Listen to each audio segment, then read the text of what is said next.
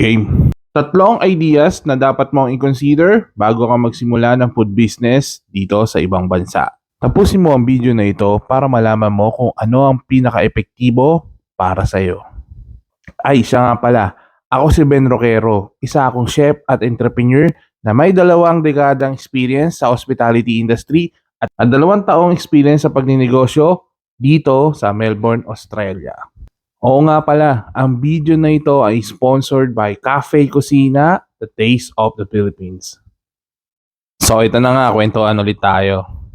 10 years ago, dumating kami dito sa Melbourne, Australia. Isa akong chef. At isa sa mga benepisyo na meron ang isang chef dito, meron kaming food research. Sa food research, meron kaming allowance para kumain sa iba-ibang klaseng restaurants, cafes, or fine dining. Pwede namin siyang maklaim at the end of the year sa aming tax. Malaking bagay ito para sa amin. Ang food research kasi, dun mo malalaman kung ano yung mga in na menu, in na mga pagkain, at malalaman mo rin kung ano yung mga produce na meron tayo, season na mga pagkain, at magkakaroon ka rin ng mga idea about sa technique ng mga pagkain meron sa mga ibang restaurant. Dito, pwede namin magawa ang menu namin according sa location o sa mga customer namin or client na kakain sa restaurants o hotel namin. Sa susunod pang videos, tatalakayin natin kung gaano ba ka-importante ang food research sa isang produkto o sa food business. Pero nagka-problema. Problema nung pandemic. Nahinto lahat ng trabaho. Masaya naman na magtrabaho bilang chef. Kaso, tulad ng mga ibang industry, naapektuhan tayo ng pandemic noong 2020. Siyempre, nagsarado din kami. Lahat naman tayo apektado that time. Kaya, namumblema kami kung paano rin makakuha ng extra income. Kaya nag-isip din kami kung paano magsisimula ng business. Ang alam ko lang naman about sa food industry. Kaya, hindi na ako lumayo. Kung anong nalalaman namin that time, yun na rin ang ginamit namin para mag-umpisa ng negosyo. Malaking bagay yung mga research at kaya nag-isip ako ng mga ideas kung paano ko sisimulan yung negosyo namin. Kaya itong 3 ideas na ito ang mga kinonsider namin bago kami magsimula ng negosyo dito sa Australia. Ito ay ayon sa research ko nung 7 taon, nagsimula kami ng business noong 2021. Ang isang kinonsider ko that time, cravings. Tama, cravings. Nung pandemic, lahat ng tao naghahanap ng gusto nilang kainin. Sa mga panahong yun, willing ang tao na magbayad basta mabigay lang kung ano yung cravings o yung hinahanap nilang pagkain, especially nung mga pagkain natin sa Pilipinas. Kung makakapag-create ka ng mga produktong crave na hinahanap o kinikrave ng tao, isa sa idea na may bibigay ko sa iyo yan. Ang cravings, yun yung mga bagay na pwedeng wala pa sa lugar nyo o wala pa sa location nyo o sa bansang pinagtutuluyan mo. Hanap ka ng mga bagay na wala pa dyan na hinahanap mo sa Pilipinas. Pwedeng yun ang produktong simulan mo. Doon kami nagsimula tulad ng Buchi o yung sesame balls, wala kaming makita noon. Wala kaming makita 10 years ago. Kaya yung wife ko, kahit ako, gumawa kami ng Buchi. At naging parte na siya ng merienda namin. Dahil hindi nga namin makita dito, gumawa na lang kami. Nakita namin yung opportunity, nagawin siyang business noong 2021, nung lahat ng kaibigan namin nagugustuhan na yung produkto. Kaya napaka-powerful ng cravings. Kaya kung saan ka man bansa, pwede mo rin sumulan kung ano yung mga cravings na nakikita mo dyan. Pwedeng donut, pwedeng mga pies, buko pie, egg pie.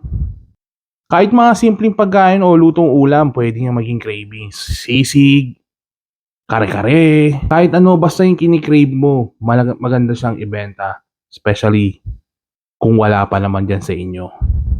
Pangalawa, ito, napakabisa na ito. Walang tatalo sa mga reseping alam na alam mo na. Yung heirloom recipe, yung pinamana sa iyo, nung ninuninuan mo, lolo't lola mo, ng mga magulang mo, o yung kinalakihan mo ng pagkain. pwede kang magsimula doon. Let's say meron kayong recipe ng bagoong. Pwede kang magsimula doon. Yung mga bagay na alam mo na. Hindi mo na kailangan hanapin pa kung ano yung iba. Kasi dito, hindi mo na kailangan mag-ubos pa ng oras para gumawa ng research and development. Dahil alam na alam mo na yung recipe, pwede mo na kagad simulan. Kaya walang tatalo sa recipe ni Lola. Pangatlo, ito yung pinaka-paborito ko. Mag-create ka. Mag-create ka ng mga bagay na wala pa. Yung wala pa, kat-create ka. You can use fusion. Hamluan mo ng mga pagkain panlasang Pilipino. Hindi ka na nakakreate ng bagay, promote mo pa ang pagkain Pilipino. Tulad ng ginawa naming collaboration ng Cafe Cocina. Noong April 12, nagkaroon kami ng collaboration ng Cafe Cocina and with 7,000 Island. Dito, nag-curate ako ng mga iba-ibang klaseng menu. Create ako ng mga dish na merong panglasang Pilipino. Mga panlasang Pilipino with a twist. Ito ang mga sample niya. We have a beef tapa brocheta, crispy fried sushi sisig, charcoal milk bun longganisa sliders, adobo burnt butter and seared scallops, at ito ang paborito ko, ang odds calderetang kambing flaky pie crust. Siyempre may desserts din kami. Ang Jen's ube tiramisu at ang Brias Buchi new flavor tikoy peanut yema filling. At dito papasok ang sponsored natin na Cafe Cocina.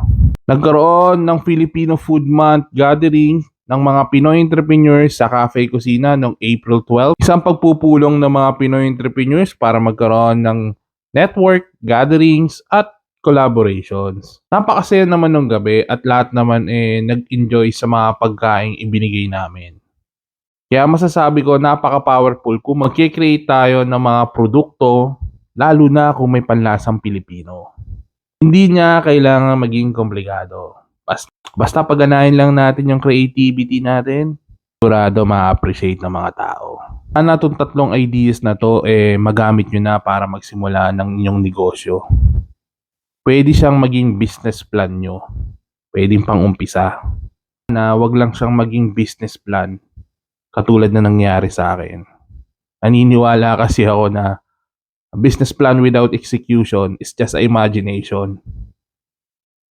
Dati kasi nakapag-isip na ako ng business plan ko pero hindi ko na-execute.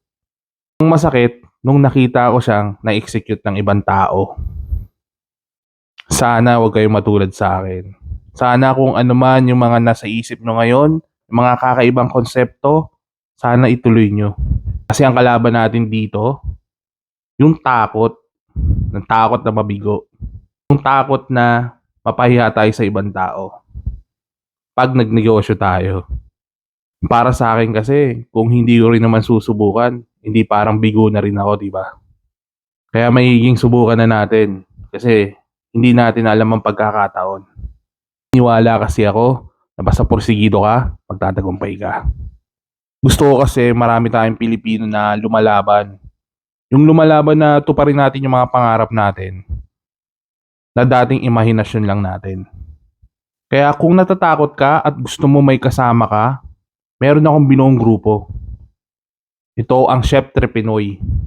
Samahan mo ako kung ikaw ay chef, kung ikaw ay entrepreneur, o kung ikaw ay Pilipino na gusto mo rin magsimula ng negosyo mo, sumama ka sa amin. Dito, tutulungan ka namin, bibigyan ka namin ng ideas kung paano magsimula, kung nasaan ka mang sulok ng mundo ngayon. Nasa Middle East ka, Europe, Canada, US, lahat ng sulok ng mundo. Dahil ang alam ko, ang Pilipino, kahit saan, nandoon tayo. Naniniwala din ako sa mga Pilipino na pwede tayong magsimula kahit wala tayo sa Pilipinas. Tulad ko na nandito sa Australia ngayon. Ang importante lang naman, simulan natin. Maganda kasi kung marami tayo, kung community tayo na sama-samang maghihilaham pataas. Tulad ng Cafe Cocina, marami rin silang matulungan na mga merchants at mga suppliers. nilagay nila mga produktong Pilipino na para naman masubukan nila yung mga produkto nila para sa mga local na citizen dito sa Melbourne, Australia. Magandang collaboration ito dahil hindi lang nakakatulong sa cafe, nakakatulong din sa mga merchants o mga entrepreneurs na gusto rin nilang magsimula ng kanilang negosyo. Kaya napakaganda ng collaboration dahil lahat tayo panalo. Pero disclaimer nga pala, bago kayo magbenta ng inyong mga pagkain o produkto, kailangan magtanong muna kayo ng mga regulation at requirements sa inyong council at mga otoridad. Pwede rin kayong magtanong sa mga food business consultant para mas mapayuhan kayo ng maayos. Kaya lagi niyong tatandaan, mas magandang sigurado tayo bago tayo magsimula. At oo nga pala, 1 year anniversary ng Cafe Kusina ngayong araw. At bukas, Monday, April 22, meron silang special promo para sa inyo. Kaya maraming salamat ulit sa sponsored ng video na ito na Cafe Kusina. Thank you to Odds and Jens Atayde.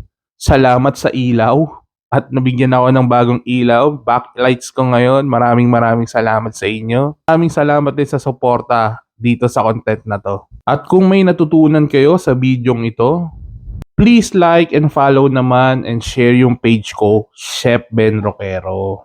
At kung may nakuha kayong idea, paki-type naman sa comment kung ano yung tingin nyo na mas magiging effective sa sisimulan nyong negosyo. Kaya muli, ito si Chef Ben na nagsasabing stay hungry for success and keep cooking. See ya!